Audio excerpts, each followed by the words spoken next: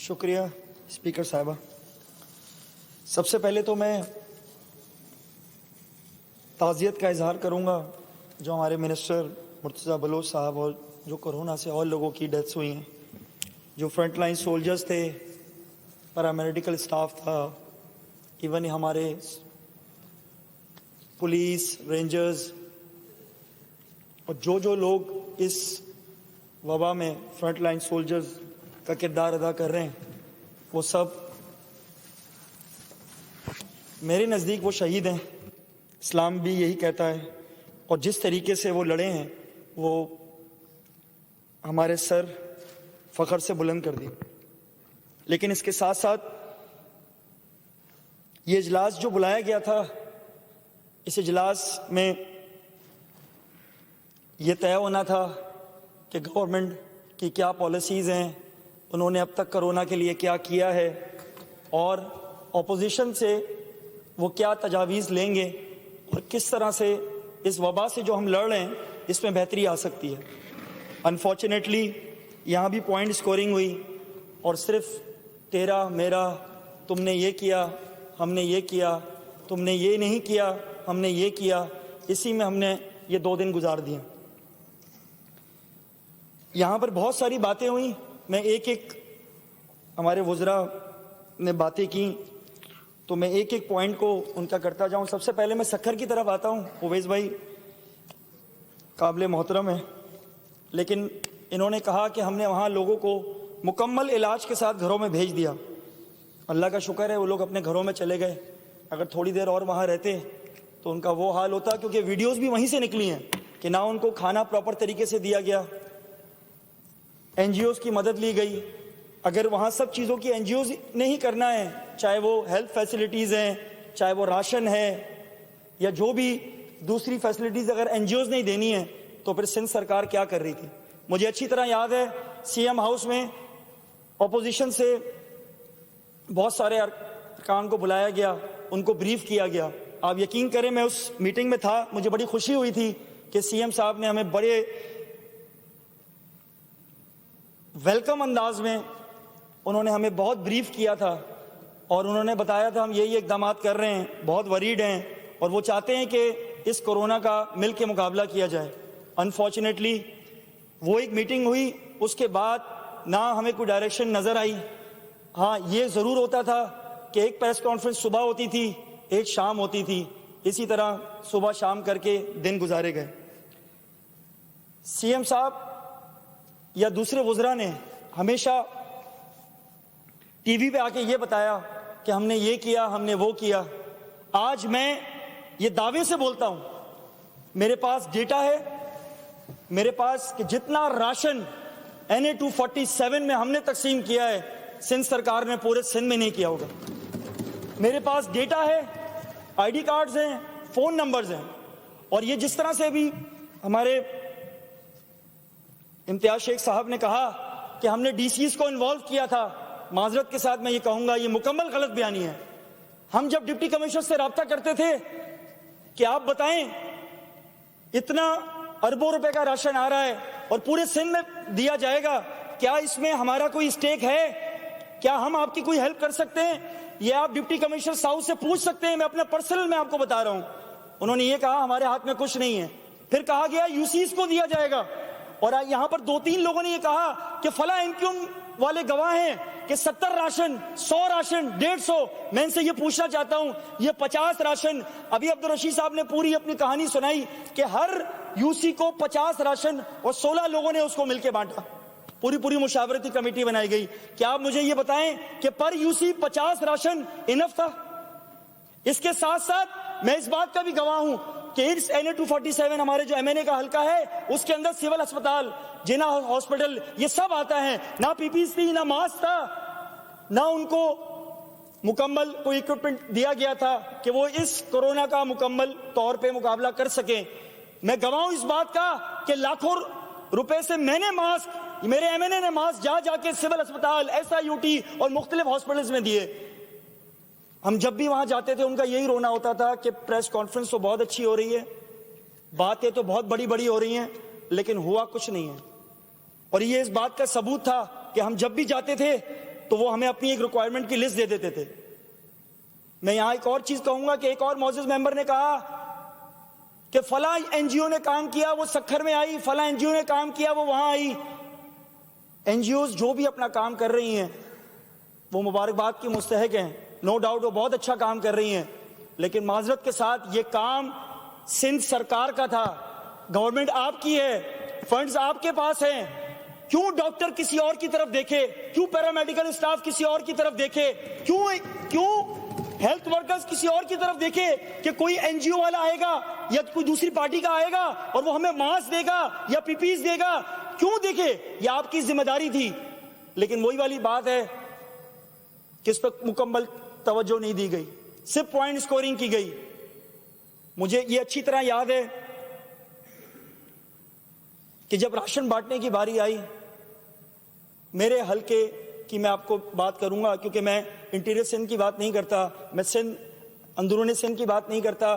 कराची बहुत बड़ा शहर है, सिंध का मेन शहर है, मैं इसकी बात करता हूं।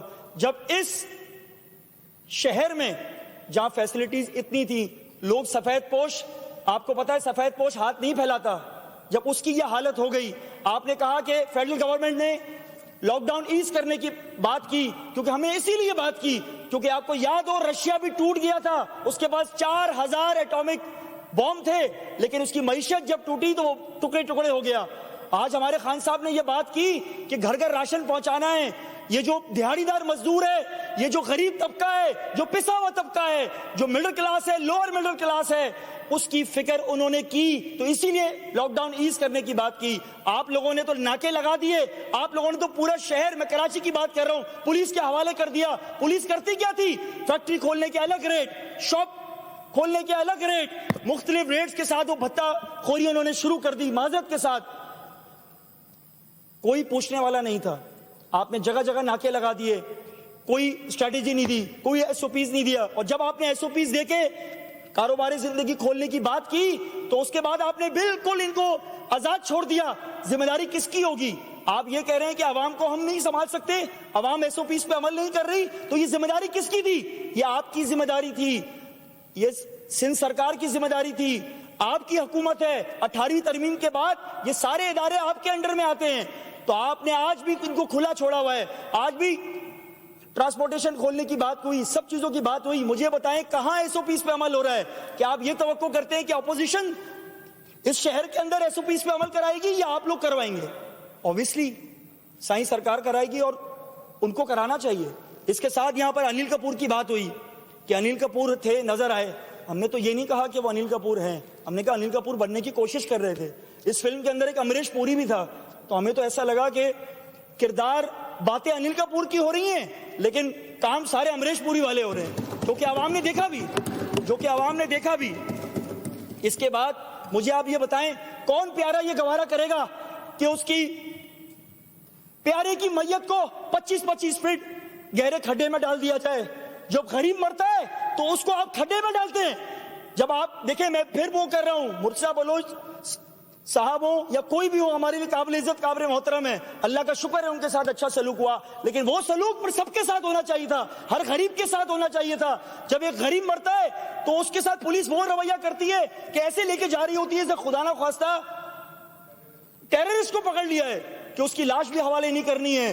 जो सिविल अस्पताल का वाकया हुआ, 1-1 लाख रुपए या मुख्तलिफ पैसे मांगे जाते हैं। सिविल अस्पताल का मैं खुद गवाह हूं। सिविल अस्पताल में जरा मुझे भी देखें, आप वहाँ कोने में पता नहीं किसी से नहीं, मैं तो आपको देखता रहता हूँ, आपको मैं बड़ा मुतासिर हूँ माशाल्लाह। बात मेरे से करें, आप मुंह उस तरफ करके बात कर रहे हैं। नहीं सर, मैं आपकी तरफ देख लेता हूँ। उस तरफ ना देखें ना, आप बताएं मुझे। मैं आपकी तरफ देख लेता हूँ सर, मैं आपकी तरफ देख लेता हूँ। You are looking at in the corner. नहीं सर, कॉर्नर में कोई है ही नहीं sir. Point to be noted, मैं आपकी तरफ देख लेता हूँ सर। बोले आप आपकी तरफ देख लेता हूँ, अगर आप चाहते हैं मैं आपकी तरफ देखता रहूं। मैं आपकी तरफ प्लीज। जो सबसे इम्पोर्टेंट है कि सिविल हॉस्पिटल में उस वाकया होने के बाद मैं इस बात का गवाह हूं, मैं वहां गया था।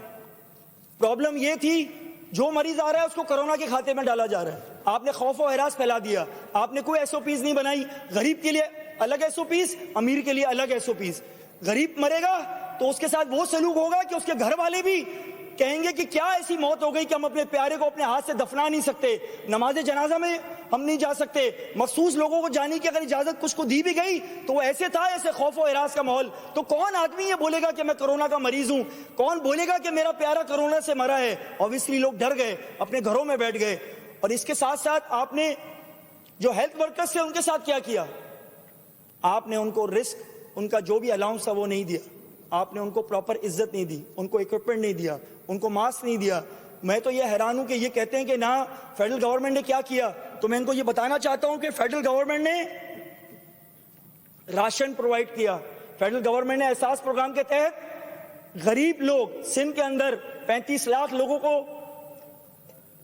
42 अरब रुपए दिए एहसास प्रोग्राम के तहत, पीपीज दी, मास्क दिए, टेस्टिंग किट्स दी, कमर्शियल यूनिट्स में रियायत दी और बाकायदा हर तरह के बिजनेसमैन को रिफंड्स दिए। मुझे आप बताएं कि आपने क्या किया प्रेस कॉन्फ्रेंस के अलावा? आपने कुछ नहीं किया। आप सुबह एक प्रेस कॉन्फ्रेंस करते थे, आपने 2-3 लोग रखे हुए थे जिनका काम ही यही था कि सुबह, दोपहर, शाम। Thank you. और इसी तरह सर थोड़ा सा मुझे भी 10 मिनट हो गए आपके, फाइंड अप कर लें, चले। मैं आपकी तरफ देखते हुए सिर्फ 2 मिनट हुए। आप उधर देख रहे थे ना कोने में, नहीं, आपकी तरफ देखते पता हुए नहीं सिर्फ मुझे किसको 2 देख मिनट रहे थे हुए। वहाँ। इसी मोहब्बत में आप मेरी 5 मिनट तरफ तो मुझे आपने दे दें। देखा ही नहीं। मैंने कहा शायद मेरी फॉरेंसिक शक्ल लैब की अच्छी बात नहीं हुई, लगी। फॉरेंसिक लैब की बात हुई आपके बजट में, जहां आपके बजट में 3 फॉरेंसिक लैब की बात थी वो नहीं था। डीएनए टेस्टिंग का आपके पास निजाम नहीं है। आपने कराची यूनिवर्सिटी में एक डिपार्टमेंट के अंदर इसको कायम किया। सर तैयारी कर लें, 12 साल गुजर चुके हैं।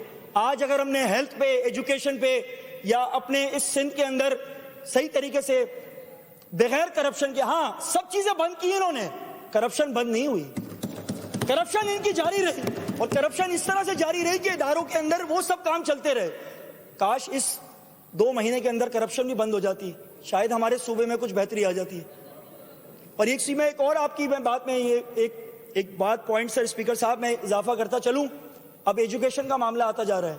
जो एलीट क्लास स्कूल्स हैं, जो अमीर स्कूल्स हैं, वो तो ऑनलाइन कर रहे हैं, लेकिन जो middle class, lower middle class, सरकारी स्कूल, जो छोटे स्कूल्स हैं, वो इंटरनेट पे नहीं पढ़ सकते, वो ऑनलाइन, हर किसी के पास फैसिलिटीज नहीं होती हैं। खुदारा उसके बारे में सोचें, उसके बारे में सोचें। ये मैं आपको बता दूं 2 से 3 महीने हो चुके हैं, बच्चे अपने घरों में बैठे हुए हैं। ये हमारी आने वाली नस्ल है, ये सिंध के ये जो बच्चे हैं या पाकिस्तान की आने वाली नस्ल है, ये इस पे कोई ना कोई एक जामे हिकमत अमली बनाएं और सोचें कि जो बच्चे अभी स्कूल नहीं जा पा रहे हैं इनके लिए क्या हो।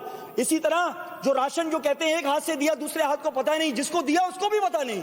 तो खुदारा कोई ऐसा मैकेनिज्म बनाए, अब तो बहुत आसान हो गया है। कोई एक ऐप बना लें, कोई एक ऐप बना लें। वो एक ऐप मेरा ख्याल है किसी भी आप आईटी इंस्टीट्यूट के पास चले जाएं, वो बना के दे देगा, या आईटी कंपनी के पास चला जाए, आपके पास सारा डेटा आ जाएगा। सारा आपके पास डेटा आएगा कि जिसके अंदर ये पता होगा कि किस शहर में, किस यूसी या किस वार्ड के अंदर आपने किसको राशन दिया है। अगर ये फैसिलिटीज आपको चाहिए हो तो ये मैं आपको देता हूं। मैंने पूरी मैंने एक ऐप बनाई हुई है जिसमें हमारा पूरा प्लान था कि 50,000 राशन, 37,000 राशन अल्हम्दुलिल्लाह हम दे चुके हैं। खुदारा सिर्फ बातें ना करें, पॉइंट स्कोरिंग ना करें, कोई ऐसा काम करें कि जिससे सिंध की आवाम आपको याद रखे, जो कि 12 सालों में तो आपने कुछ नहीं किया सिवाय करप्शन के। Thank you so much.